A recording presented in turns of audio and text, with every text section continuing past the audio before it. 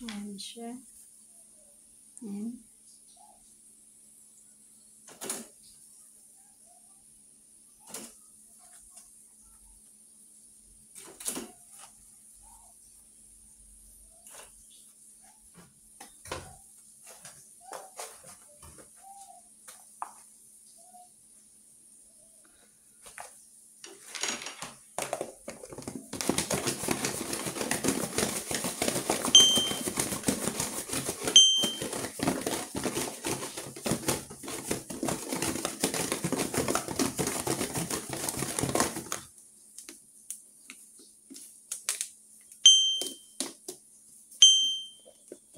Wow!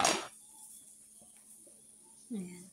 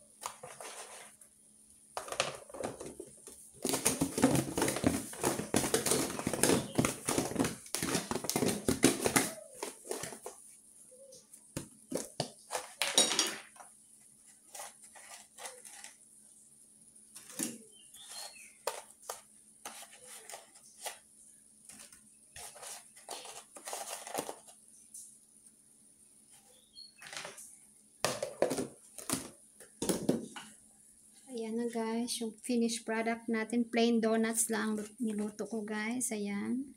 Tikman natin.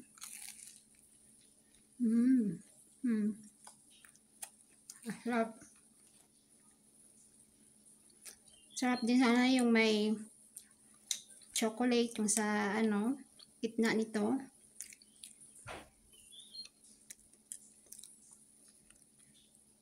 Kaso wala na ang oras. Sobrang lambot. Yan. Sarap. Ganda sana yung cinnamon powder tsaka yung white sugar. Para healthy siya. Pero pwede na to guys, pang merienda lang sa bahay.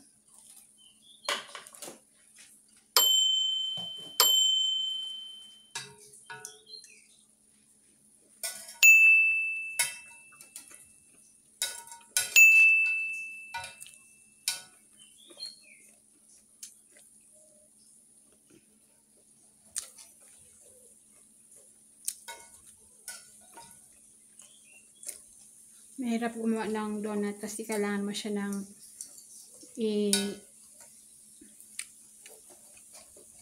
inid ng mabuti. Imasahe ba yan? Yung talagang ian mo siya para lumambot ang tinapay. Ayan. Last na po siya. So, thank you for watching guys. Hope you like my video. Please don't forget to subscribe. Ayan. So, ito yung ating donut. Plain donut. O ring donut. Donuts. Ayan. Marami. Ng donuts. So, ito yung aking kanina. Ayan. Ito yung harina. Ayan. So, yung itong harina ay nasa 6 na cups. Yan, ganyan lang natin para matanggal yung hangin. So, this is 5 cups of all-purpose flour na may warm milk. Half cup ng warm milk. And then, yeast na 4 spoons of yeast, sugar, and salt. Ayan. So, pag nag-rise na siya or lumaki na yung flour, siguro for 2 hours pwede na siyang hanguin. Or pwede na siyang iganito guys. Yan. Smash lang na dito guys. Para hindi dumikit. So, yung lutuin nating donuts, yung plain donuts lang muna. Ayan.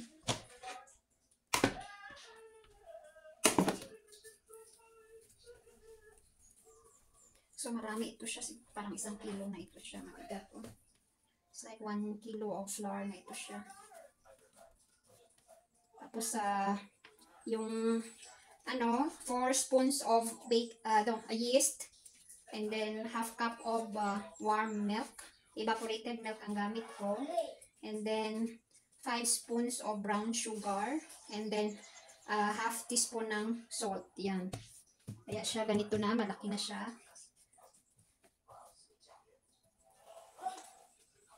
So, ngayon dahil minadali yung pagluto, wala na kasi kami tinapay, yung plain donuts lang lulutuin natin. Ayan. Lagay lang muna natin dito, isa. So, ito, inid lang natin. Ayan. Masamasahin natin. Ayan.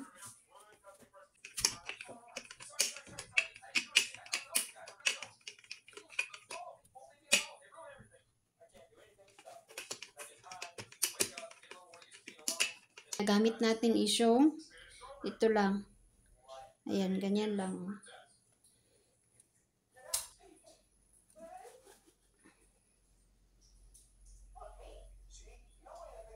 Ayan, pasensya na at medyo maingay. Dami naming aso. Tanggal natin sa gitna. Ring kasi ito siya, ring donuts. Ito ito yung gamit ko. Ayan.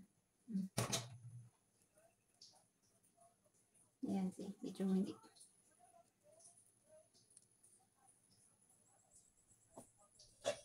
Lagyan lang natin ng ayan.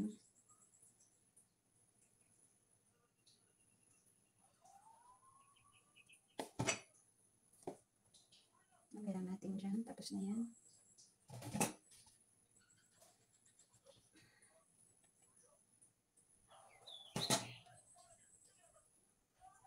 Ayan.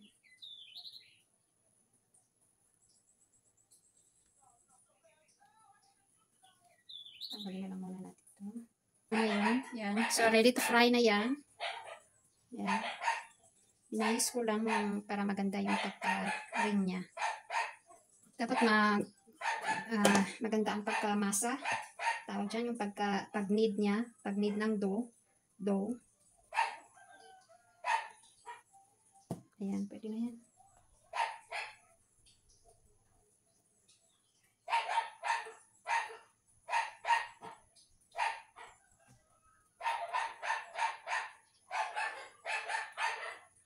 So, ito na yung first batch natin, guys. Ayan, lutuin muna natin itong unang donuts, ring donuts. Ayan, meron pa dito. Hindi ko pa nagawa. Tsaka yan. So, unahin muna natin to. Mainit na ating pan. Ito yung gamit ko na oil, used oil. Ginamit ko to sa pagprito ng banana Q, yung fried banana. Yeah, ito yung used oil ng fried banana. So, ginamit ko lang din ulit yung oil. Sayang din kasi. Ayan. Ayan, guys. Mainit na ating mantika. So, ilagay na natin itong donut. Ayan, may asukal pa yan na dyan. Nakadikit. Dahil nagluto ako ng fried banana na may sugar. Ayan. So, used oil lang ginamit natin dito. Minadaling pagluto, guys. Dahil wala nang tinapay. Ayan. Wala nang pangmerienda. So, ito ay unprepared. Parang minadali. Hindi talaga to siya na ready pagluto.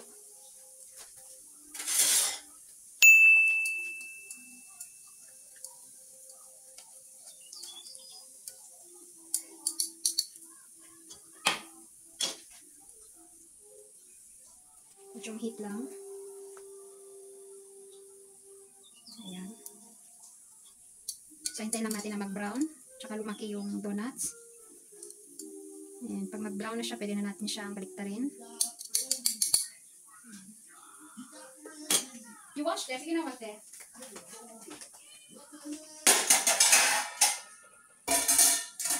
walang trabaho. Ayan. See? Pero okay lang. Importante may makain sila. Ayan. So, ito na yung second batch ng ating ring donut. Ayan. Meron pang naiwan kanina. Medyo malaki ito, guys.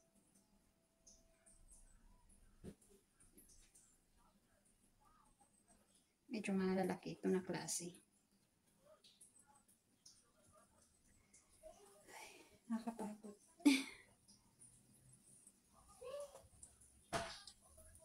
Pagod dahil maraming trabaho sa bahay. Pagiging nanay, ang pagiging nanay, hindi madali.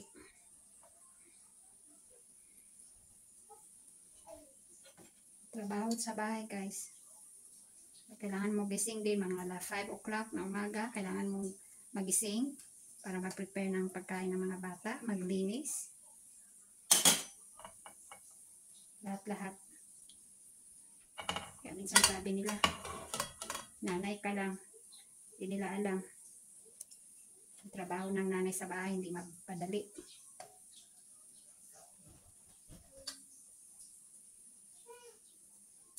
Ayan, kapag pag wala ka sa mood magluto, guys, parang hindi maganda ang niluto mo din. Kumbaga hindi siya masarap. Kaya nito. Ayan ko, na-overcook to siya. Ayan. Ayan.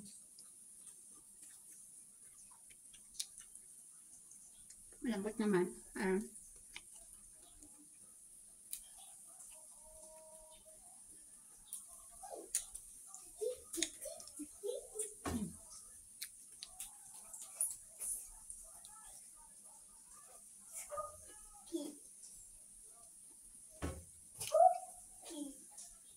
Kahit wala na siyang sugar, pwede na kasi nalagyan ko ng sugar kanina.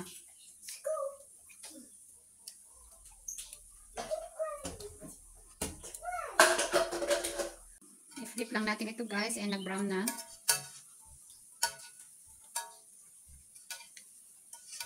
After nito, magluto pa ako ng ulam namin. Luto ng kanin, lahat. Ay. Buhay ng mahihirap. Lalong naghihirap. Ayan. Pwede na yan. So, nagluto ako ng may feelings yung donut na may palaman sa loob. Ngayon kasi medyo rush yung pagkaluto. So, ayan. So, hintayin natin mag-brown yung ayan, luto na. Pwede na to.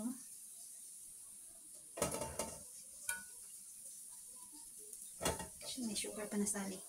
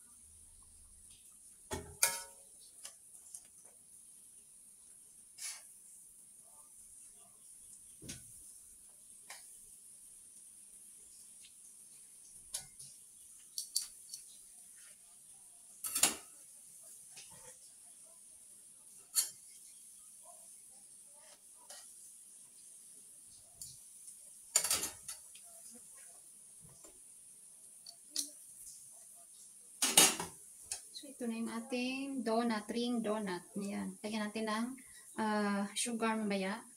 Or cinnamon with sugar. Yung ano niya sa labas. Ayan.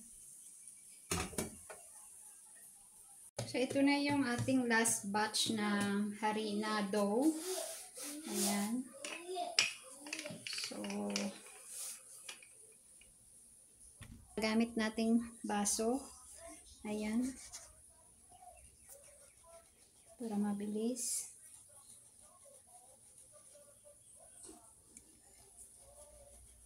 Ayan lang guys.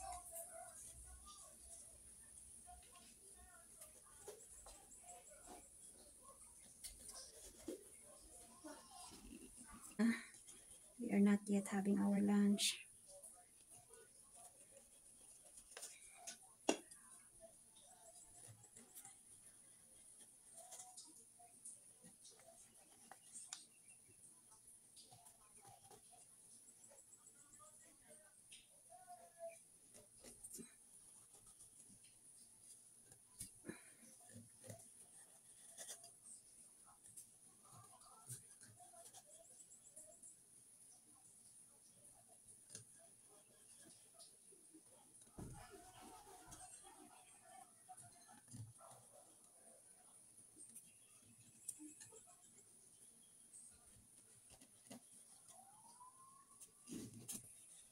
Ayan. Next is, tanggalan natin ng ano, sa loob. Ayan, sa gitna. Tanggalin natin ito. Ayan. So, ito siya. Ganyan. So, lutuin din natin ito mamaya. Ayan.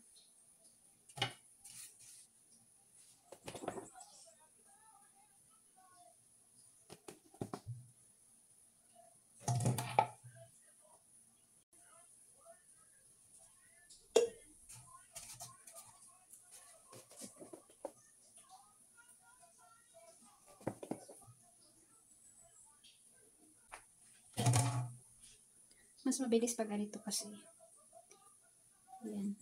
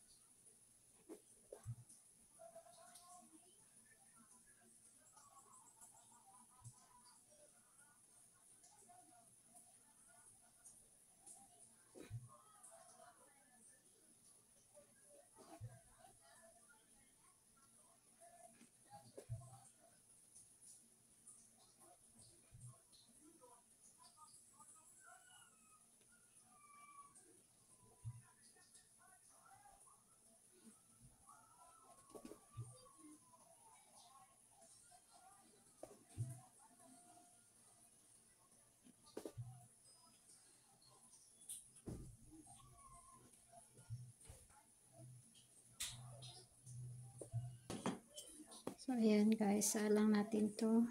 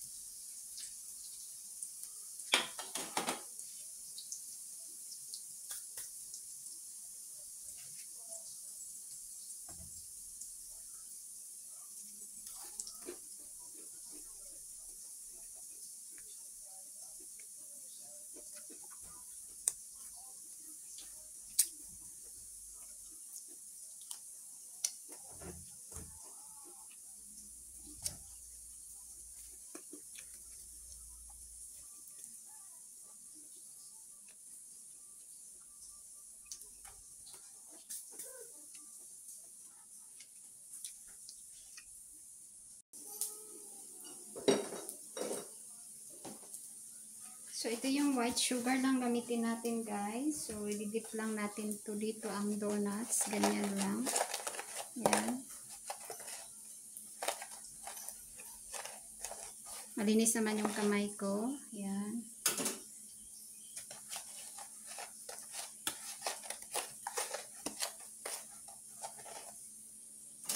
Pwede naman natin siyang ilagay lahat. Yan, yung apat.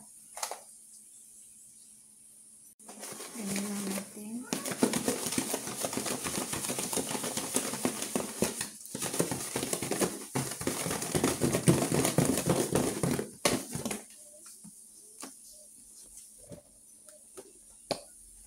Yan siya. Yan.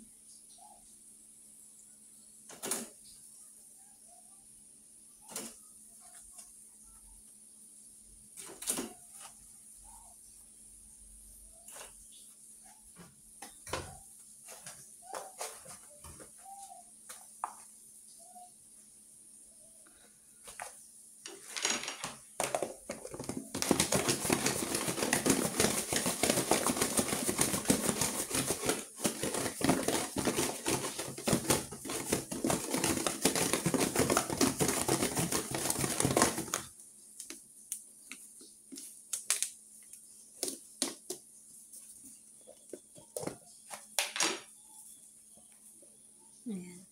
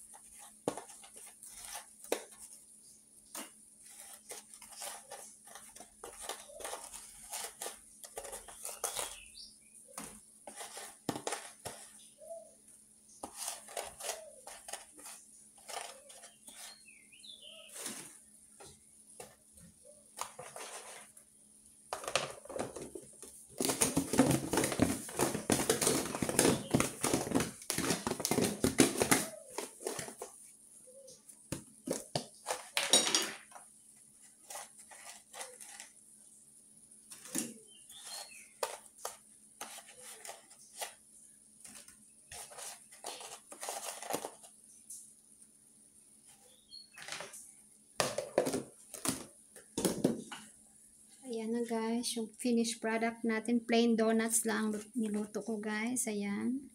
Tikman natin.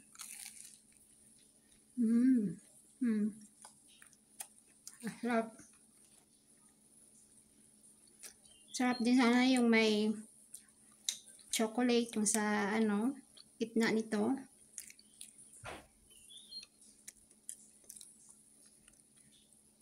Kaso wala na ang oras. Sobrang lambot. Yan. Sarap. Ganda sana yung cinnamon powder tsaka yung white sugar. Para healthy siya. Pero pwede na to guys, pang merienda lang sa bahay.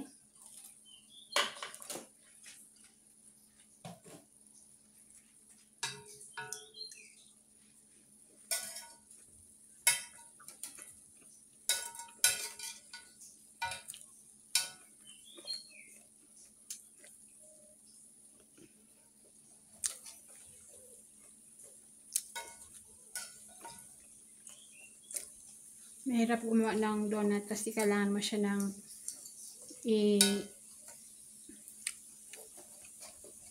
i-knead ng mabuti. I-masahe ba yan?